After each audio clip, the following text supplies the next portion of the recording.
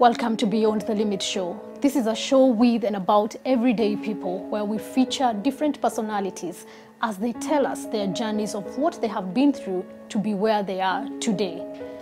Today, we are continuing with the story of Mama Esther Randa, where she's going to tell us about her childhood and other things. Thank you very much, Mama Randa. Welcome. Thank you. Thank you so much. How was your childhood growing up? My childhood was like normal. It was not very easy to indicate if something was very wrong with me. But I had a very low esteem. And I always thought I was not a very good person like the other kids. A story was told to me by one of my grandparents that I was not biologically born into that family. And I never understood. And from then, it became I started filling my spirit with questions. What does it mean to be born? What does it really mean to be that I wasn't born into this family? And then the same thing happened to my dad. He was told a different story, that it was me who was saying that he wasn't my biological father. So we conflicted. And we started showing cold shoulders to one another. And the journey started so miserably. I had so many unanswered questions. I just felt that I was not a good person. I started just feeling though I worked so very hard, there was no one to appreciate me. So the void of lack of appreciation is what really made me become a rebellious type of a child. So I grew up, I was not a very talkative person, but I grew up with a very rebellious spirit. When you were going through all that, where was your mother? How did she handle the situation? She was also suffering with undealt issues in her life, so she could not even get it that I was going through anything. If you come into a marriage with your children, yes, and when you met this man or you met this woman, they already knew that you had this child. Yes. Which one is the best way to approach it? Do you tell the child yourself, or which one is the best way?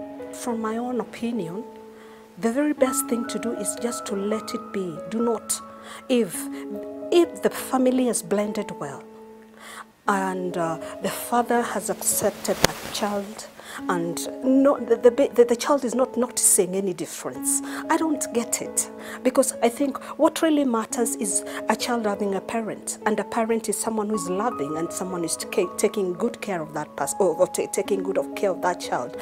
When a child grows to an age maybe, there'll be a good time, that time of telling that child that, okay, I think there's something that I really ought to tell you, but in a kind way. Though this was your dad all along, and he will still be your dad, biologically, you were not born into this family.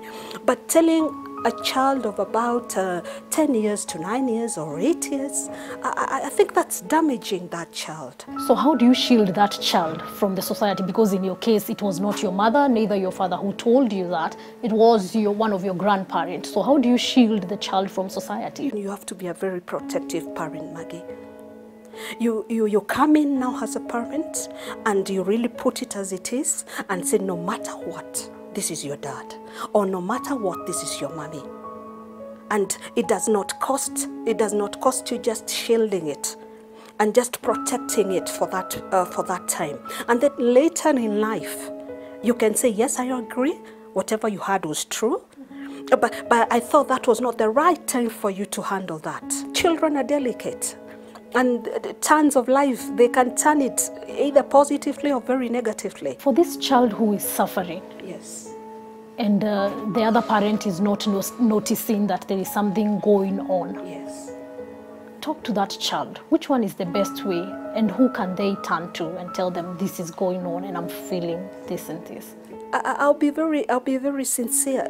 Children don't have anyone to report to, because you report it maybe to your mommy. She's in a relationship, maybe you've just gotten into a relationship.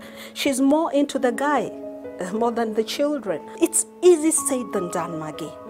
Yeah, not very many children will be able to express themselves, because there's also that intimidation of a child, the fear of a parent. How do I say it? Will I get caned? Will I get condemned? How will my parent react? So that child anaanza sasa kukua anajificha kwa dunia yake. Would you encourage that child to speak out? Yes, if I had really gotten that courage of asking mom, could you really elaborate, or would you tell me what does this mean?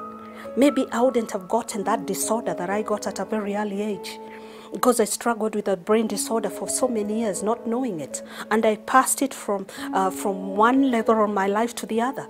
I passed it from my childhood to my high school, to when I started dating. I even slightly even touched it with my children. And they could never understand me, because I was that person. I was that kind of person who thought that keeping quiet and hiding, being a reserved person rather, that was just killing me and killing me and killing me. So it's good. No matter how ugly the scenario will look, just save your skin, save yourself. Just say it. And I hope that the parents who are listening to my voice this day, when a child comes to you, please listen to what they say.